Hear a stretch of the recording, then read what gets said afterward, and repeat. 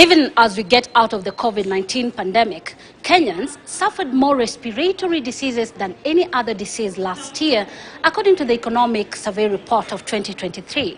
My name is Gloria Milimu, and on this episode of Health Digest, we tell you why experts are raising the red flag over these diseases and why children are the main victims of this upsurge. Are you girl? Respiratory illnesses have been a constant issue to mankind throughout history. Not only are they the leading cause of death in children under 5 globally, they are also a major contributor to overall disease burden in different countries. In Kenya, doctors have seen unprecedented number of patients with respiratory illnesses, majority being children. Hiyo disease ilikuwa mingi sana. Children were affected. Kwa sababu ya baridi, they were affected so much. So my baby alikuwa affected, alikuwa na kifua, homa, kifua. So nilikuwa nampeleka hospitali.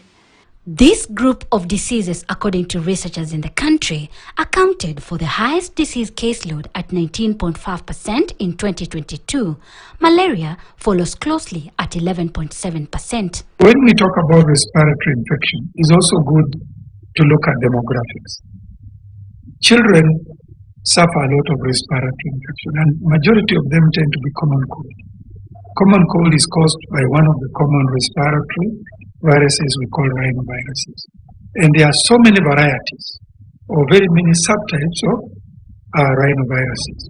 And as children begin to grow up, as they suffer the different varieties of rhinoviruses, they begin to develop immunity.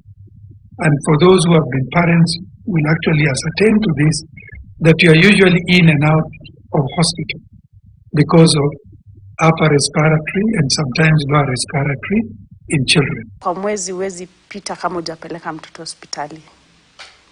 Kwa mwezi. So tuseme kwa mwezi 2 times ama 3 times.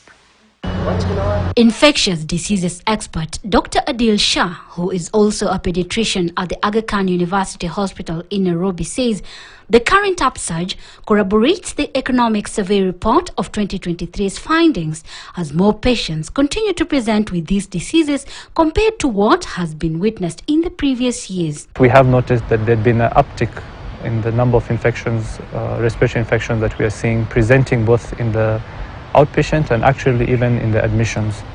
In the admissions being that now those that are severe are progressing to maybe lower respiratory infections or are severe enough that they're not able to be managed as outpatient, we're having to admit them.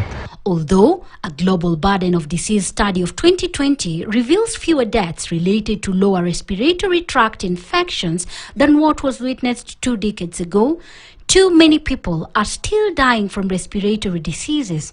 Infants and children are the most susceptible. According to Dr. Shah, these diseases range from upper respiratory tract infections to lower respiratory tract infections. What we commonly see are your colds, common colds, your flus, what people call flu, but what we usually refer to as common cold and upper respiratory infections, which can be rhinitis, pharyngitis, tonsillitis, and then then they progress to also the lower respiratory infections. We're also seeing those such as bronchitis, bronchiolitis, which is more common in the younger children, and also pneumonia, which is a severe complication of respiratory tract infections. So all those have been generally going up, and obviously when you're dealing with lower respiratory infections, they're more severe, and we tend to worry more when we see the prevalence of lower respiratory tract infections increasing within our population of under 5s. Respiratory infections have nearly doubled over the last few years. Although there are many unknown reasons why they seem to be spiking, infectious diseases experts attribute the flare-up to various factors. They include lack of a built immunity among this demographic after coming out of the COVID-19 pandemic. Similarly, the probability of some of these viruses slightly changing, they say, could be behind this infection spreading faster. However, some of the children could be having multiple infections that make them become sicker than usual. This increase, they add, was also compounded by disruptions in routine immunization exercise due to COVID-19 pandemic. This left several children unprotected from preventable diseases like measles, rubella and polio, among other major childhood diseases. We had obviously seen a drop in the cases actually during the COVID time generally of respiratory infections such as influenza, respiratory syncytial virus, which is a cause of infections in younger children and in elderly. And with those infections had actually gone down during the COVID pandemic time because of the non-pharmacological interventions that were introduced during COVID, such as masking, social distancing, being restricted movement due to the quarantine and all that. So we found that there was less exposure happening during that time, and as a result the risk of infection had gone down. And after COVID, we suspect there are many reasons for why the numbers have gone up. One being that the immunity of these patients had started waning at that point, of these children. Secondly, they were actually not able to access vaccination services during that time, so a lot of children had fallen behind in terms of the routine vaccinations, and their risk had gone up of picking up infections that they would probably have been vaccinated against. And then thirdly was because of the normal infections that they would have picked up due to normal exposure were now sort of pushed further up, and they were picking up more infections in a shorter period of time. And that's the effect of the COVID pandemic. But we also know that during the last few years we're actually seeing an uprise generally in respiratory infections, and we suspect that there are multiple reasons for that. Other causative factors include pollution. Of respiratory infections worldwide, not only in Kenya, in most countries has actually gone up with the rise in pollution, from industrial pollution to car pollution to household pollution as well.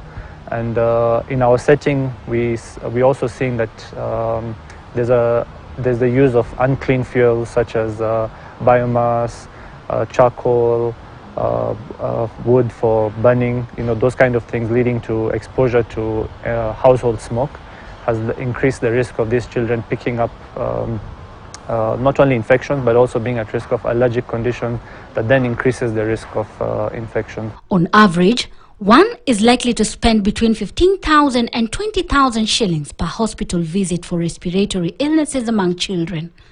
According to experts, this cost is likely to double or even triple depending on the number of trips one makes. Admissions, on the other hand, can attract a hospital bill that ranges between 150,000 and 200,000 shillings. There's an economic implication in that not only will the parents be spending more to look after these children, they have to travel to the hospital, they have to spend money on the consultations, they have to spend on the investigations that are requested by the doctors who are seeing the patients, and they have to spend on the treatment itself. So there's the direct costs of these infections, and obviously if more and more children are infected, the parents have to spend more towards treating the children, treating the ill, sick children, and then the indirect costs, which obviously you as a parent, I as a parent, we have to deal with now when we have to go to take our children to hospital. We are probably not engaging in economic productivity at that time, so we're losing out on the economic productivity. We have to spend time at home as parents to look after these children. We have to dedicate, maybe take time off from work, sick offs, and some of us who are maybe businessmen have to close our businesses, or those who are in the even the farmers, who are we're talking about in the rural setting, when the children are unwell, they have to spend more time with their children at home, and that leads to loss of productivity, and that loss of productivity then translates into less economic empowerment for these patients, for their parents, and they lose out in what they would bring out on a daily basis. So obviously when you pile up, put all this together, there's a big impact towards what they're losing in terms of the economic productivity. More often than not, the surge would push parents to rush for fever-reducing medicines. But pediatricians warn against this move, as over-the-counter purchase of medicines fuels resistance due to misuse and overuse of antibiotics to treat ailments that do not require their use. It's something that we are especially concerned about both from a medical perspective and from a public health perspective, because we know that in our country, in our setting, patients can easily access medications over the counter, and especially antibiotics. So we're seeing an abuse of antibiotics that has gone up because of these increased prevalence of respiratory infections. Parents now, maybe to avoid going to hospitals or being seen by the doctors, they're going to the pharmacies, to the chemist, and they just ask, could I get Augmentin, could I get amoxicillin, could I get any antibiotic?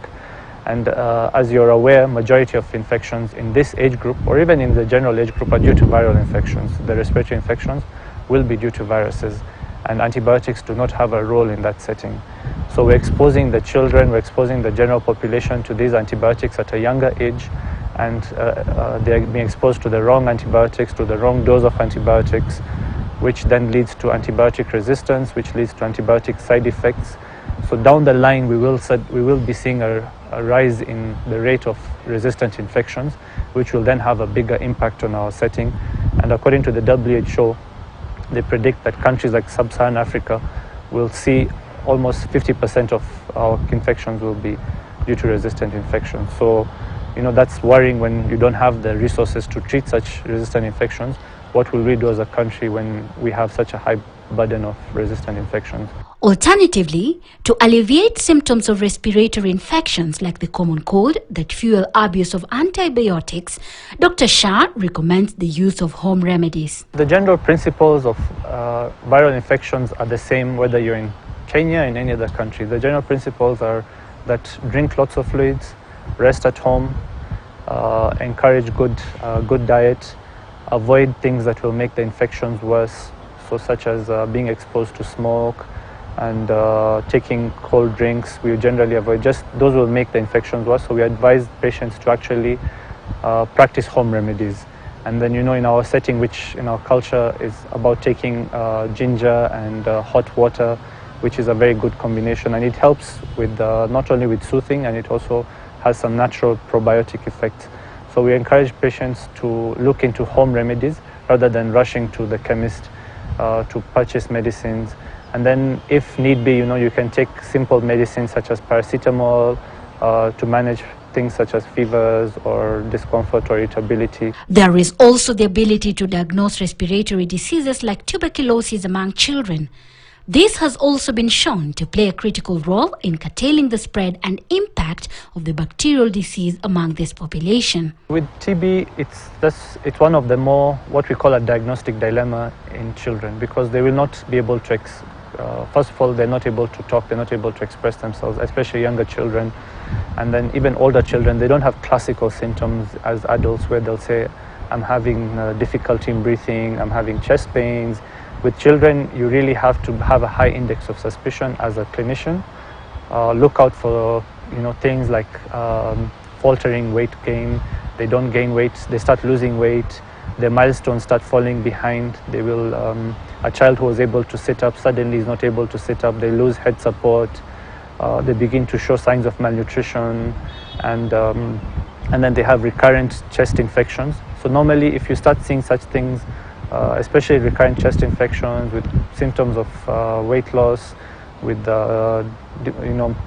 regression of milestones, as a clinician, we usually think that, okay, we have to really think of TB in this setting, and then test them appropriately, where possible, initiate treatment as soon as possible, and then also look for other factors, because we're in a HIV endemic setting. So sometimes that could also be one of the things that's we're not looking for, and they could be HIV could be in the background of those in that patient. So we have to, as a clinician, you have to really have your radar up and look for. Don't think in the box. Think outside the box. Don't look for classical symptoms. Try to look for anything that would say this child has been sick for a long time. The biggest respiratory problem is TB. And then maybe if you go to pediatrics, it could be bacterially pneumonias. And the other big problem could be what we refer to as a respiratory syncytial virus. And then the other one is influenza. Like usually, although we don't see an increment in influenza in this country, but usually a cold season comes with an increase in respiratory conditions, because what we know when the weather is cold, like when the weather becomes cold, there's also an element of the weather becoming more dry. And with the cold and dry weather, the viruses survive better. The viruses survive better.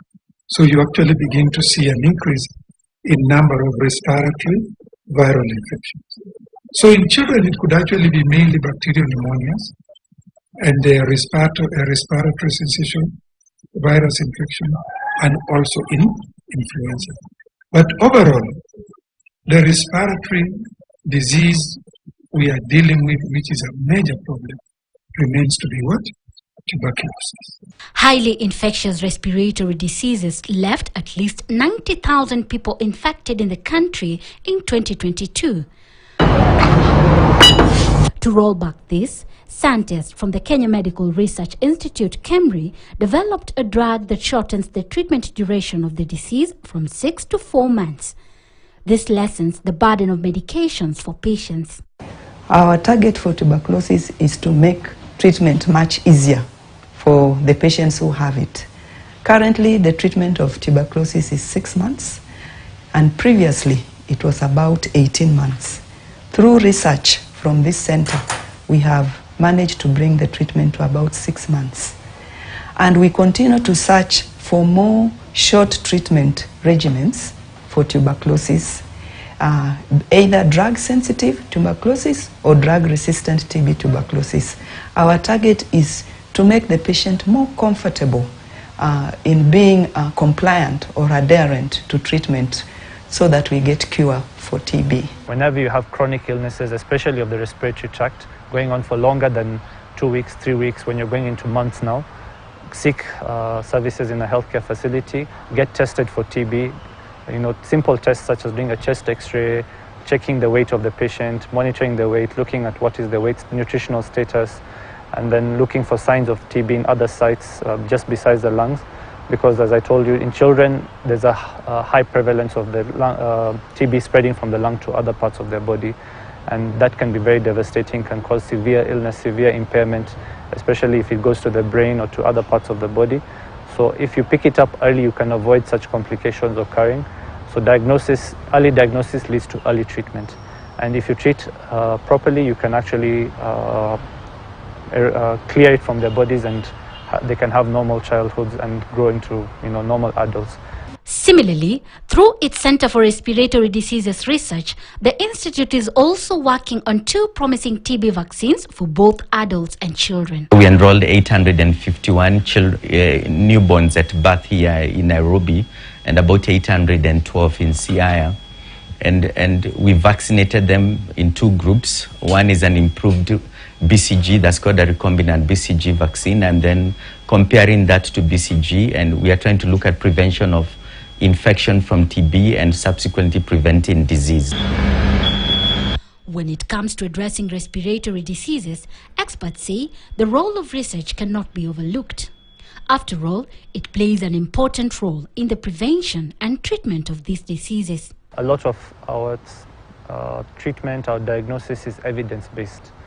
So we rely a lot of times to make these diagnoses and start them on the appropriate treatment based on research or evidence that's come out from Western countries. So right now we are trying to change that mindset. We're trying to have more local evidence towards, what do our patients present with? What are their symptoms at presentation? What are the things that will help us make that diagnosis? What treatment modalities work in our setting as opposed to a different setting? Because we can't say one size fits all. So we're beginning to learn that local evidence is more important in arriving at a better diagnosis and making correct diagnosis, and also in appropriate therapy. Because we have realized that it's not the same thing. You can't use the same medications maybe for different populations. So you have to adapt to your population. And if you don't have the evidence behind it, you cannot, make such decisions appropriately. So that's why we're really emphasizing, or really trying to push that as clinicians, the government, the public health sector, to really collaborate on such projects, because we have a lot of data, we have the patients, we have the numbers. So we have to make that concerted effort that how can we get together to look at what works for our setting, how do we improve our research methodology, how do we improve our research techniques. You know, we don't need, because we are aware that we don't have the same resources as other countries. So what can we do? Bring people together where we can maybe cut down the cost of that research, look at what data we already have. Instead of looking at doing studies going forward, we can look at existing data that's there in our health settings, obtain data from there, and then look at what data can we extract from there and make meaningful analysis based on that data.